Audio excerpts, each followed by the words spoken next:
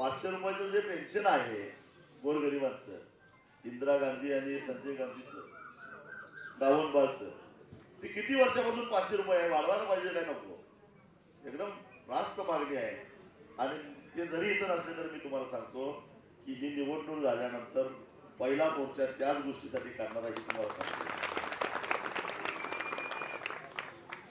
सरकारने एकदा आत्मपरीक्षण करून बघावं.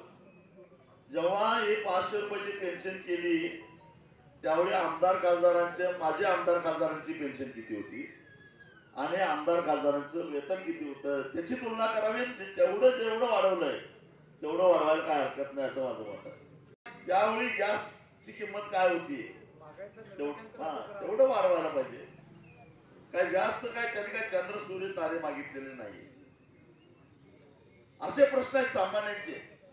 हे या धनधान्यांना काही किरकोळ वाटतात हो, पण त्यांच्या दृष्टिकोनातून ते अत्यंत महत्वाचे आहेत. आणि असेच प्रश्न देशाच्या सर्वोच्च सभागृहामध्ये जावेत यासाठी ही माझी उमेदवारी आहे.